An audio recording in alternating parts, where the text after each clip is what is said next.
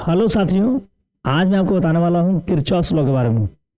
Kirchhoff's law बहुत ही ज़्यादा complex law है ना। इस पे क्वेश्चन जो है ना बहुत कॉम्प्लेक्स रूप से बनता है। और सबसे पहले हम किरचॉफ्स लॉ को समझेंगे, उसके बाद इसके क्वेश्चंस पे भी बहुत सारे वीडियो बनाने वाले हैं। यहाँ पे जितना भी वीडियो होगा ना सब विद इन 5 मिनट, है ना।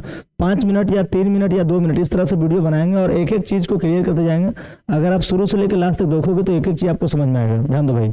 तो भाई किरचॉफ्स लॉ जो है ना दो तरह का होता है भाई, एक को फर्स्ट लॉ नाम है, दूसरा का सेकंड लॉ नाम है। क्लियर। और फर्स्ट लॉ को हम लोग जंक्शन लॉ कहते हैं, सेकंड लॉ को बोलते हैं क्लोज लूप लॉ। क्लियर। देख लो, इसका एक और नाम है, इसको हम कह सकते हैं केसीएल, है ना, और इसको हम कह सकते हैं केवीएल। क्लियर। केसीएल का मतलब होता है Kirchhoff's current law and KVL का मतलब होता है किरचॉफ्स वोल्टेज लॉ। क्लियर। और देख लो, तो किरचॉफ्स का पहला लॉ क्या था भाई, ये जो है ना करंट के बारे में बताया था कि अगर कोई पॉइंट है, ठीक है, तो किसी पॉइंट पे अगर बहुत सारा करंट पास करता है ना, तो उसका टोटल अलजेब्रिक सम जो है ना इक्वल होता है 0 का। क्लियर। आप देख लो, जैसे मान लेते हैं कि हमारे पास एक पॉइंट है ना, ये वो एक पॉइंट है बाबू, ठीक है। और यहाँ पे देख लो बहुत सारा करंट आ रहा है यहाँ से और बहुत सारा करंट निकल रहा है, ठीक है। देख लो इस तरह से, है ना।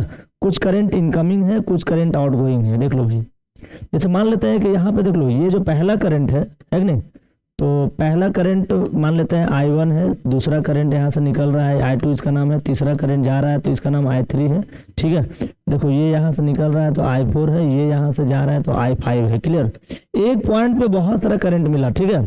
जब एक पॉइंट पे मिनी करंट अगर मिलता है ना तो वो जंक्शन कहलाता है, उस पॉइंट को जंक्शन कर सकते हैं। क्लियर। देख लो भाई, तो यहाँ पर क्या होता है, देख लो एक पॉइंट पे जब मिनी करंट मिलता है तो वो जंक्शन कहलाएगा, है कि नहीं। अब बताओ, जंक्शन से करंट, देखो जंक्शन में करंट आ भी रहा है, जंक्शन से जा भी रहा है। क्लियर। अब जो करंट आएगा ना उसको हम लोग लेते हैं पॉजिटिव। क्लियर।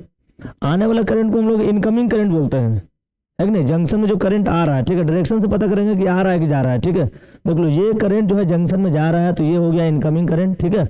और ये आउटगोइंग करंट है, आउटगोइंग को हम लोग नेगेटिव लेते हैं बाबू, इनकमिंग को लेते हैं पॉजिटिव। क्लियर। देख लो, जितने भी आउटगोइंग करंट होंगे वो माइनस में रहेगा, जितना भी इनकमिंग होगा वो प्लस में रहेगा, है कि नहीं। इसका स्टेटमेंट क्या है, सुन लो, स्टेटमेंट इसका क्या है कि the algebraic sum of all the current passing through any junction is 0। किसी भी जंक्शन पे अगर बहुत सारा करंट पास कर रहा है तो उसका अलजेब्रिक सम 0 होता है। क्लियर। अलजेब्रिक सम का मतलब क्या, सिग्मा, देख लो सिग्मा आई जो होगा ना, देख लो भाई सिग्मा आई जो है बाबू ये 0 की इक्वल हो जाएगा, है कि नहीं। अब देखो सिग्मा आई कैसे निकालेंगे बाबू, ठीक है। तो अब क्या करेंगे ना, यहाँ पे जितने भी करंट है ना सबको हम ऐड कर देंगे, सम करेंगे, ठीक है। और जो ऐड करेंगे तो देख लो पहला करंट कितना है I1 और माइनस I2, है ना। माइनस क्यों लिए, आपको बताया भी कि जो जंक्शन में आएगा उसको प्लस लेना है, ठीक है, वो इनकमिंग करंट है। और जो जंक्शन से जा रहा है उसको वो आउटगोइंग करंट है, उसको माइनस लेंगे, ठीक है। तो I1 माइनस I2 और प्लस में देख लो I3 हो गया, ठीक है। ये चूंकि आउटगोइंग है तो ये I3 हो गया, ठीक है। और सुनो माइनस में हो गया I4, बिकॉज ये जाने वाला करंट है तो इसको आउटगोइंग करंट बोलेंगे, है कि नहीं। तो ये I4 माइनस में हो गया, ठीक है। और प्लस में ये हो गया I5। क्लियर। अब बराबर 0 कर देना है, क्योंकि यहाँ पे टोटल करेंट्स का सम 0 के इक्वल होता है कि नहीं।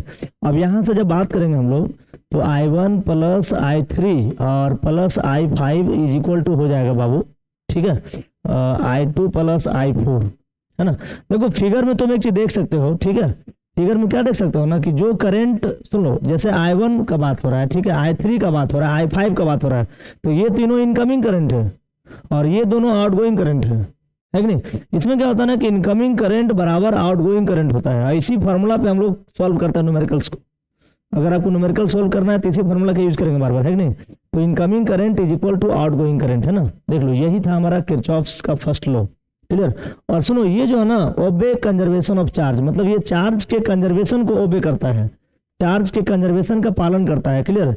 ये चार्ज के कंजर्वेशन पर बेस्ड होता है ना, देखो यहाँ पे लिखा हुआ है कंजर्वेशन ऑफ चार्ज, है कि नहीं।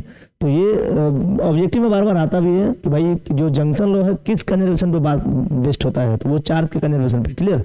अब देख लो, अगर हम बात करते हैं बाबू सुन लो लूप लॉ का, है ना, केवीएल यानी सुन लो किरचॉफ्स वोल्टेज लॉ, है ना। सुन लो केवीएल का पूरा नाम क्या है, किरचॉफ्स वोल्टेज लॉ, है कि नहीं। तो अगर हम लोग केवीएल का बात करेंगे तो इसमें क्या होता है ना, सुन लो कि भाई एक जैसे मान लो कि एक क्लोज लूप होता है कि नहीं। सुन लो एक क्लोज लूप हम बनाते हैं, देख लो ये मान लेते हैं कि एक क्लोज लूप है,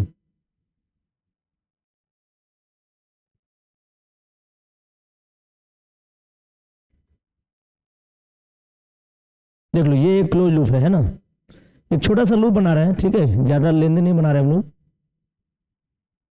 ये एक क्लोज लूप है, इसका नाम देते हैं ABC। आप देखिएगा देखो इसका रेजिस्टेंस R1 है, इसका रेजिस्टेंस R2 है बाबू, ये सेल है तो सेल का EMF E हो गया, है कि नहीं। आप देख लो, तो इसमें क्या बोला गया ना, the algebraic sum of all potential difference in close circuit path must be zero. अगर कोई भी क्लोज लूप है, क्लोज सर्किट पाथ है, तो उसमें जो सुनो उसमें जो सिग्मा भी जो होगा ना, सिग्मा भी इज इक्वल टू जीरो हो जाएगा। क्लियर। जितना पोटेंशियल डिफरेंस इसका होगा जो क्लोज लूप है, क्लियर। अगर यहां पर हम बात करेंगे, देखो इन क्लोज लूप, यहाँ पर क्लोज लूप बना रहे हैं हम लोग, है नहीं। देखो ए, देखो जहां से चले हैं ना वहीं पर हमको आना पड़ेगा। जैसे मान लो ए से चलते हैं तो ABCA है ना, तो इसका नाम क्या होगा ABCA, है ना। ये ABCA क्लोज लूप हो गया, और इस क्लोज लूप के अंदर जितने भी पोटेंशियल डिफरेंस है ना, सबके सब जीरो हो जाता है, सबका सम जीरो हो जाता है। क्लियर। और यही कहता है आपका किरचॉफ्स वोल्टेज लॉ, है ना। अब पोटेंशियल डिफरेंस कैसे फाइंड करते हैं बाबू, तो पोटेंशियल में फाइंड करने का तरीका क्या है, देख लो। अगर आप सुनो, जैसे मान लो A से B की तरफ चल रहे हैं आप लोग, ठीक है। देखो करंट भी A से B की ओर जाएगा, देख लो ये प्लस है ये माइनस है, तो करंट किधर से किधर जाएगा, A से B के टुवर्ड्स, है कि नहीं। बताओ करंट तो ऐसे नहीं फ्लो कर रहा है ना, देख लो करंट ऐसे फ्लो कर रहा है। क्लियर।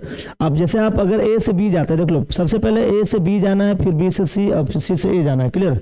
अब जब A से B जाता है ना तो रेसिस्टेंस मिल गया।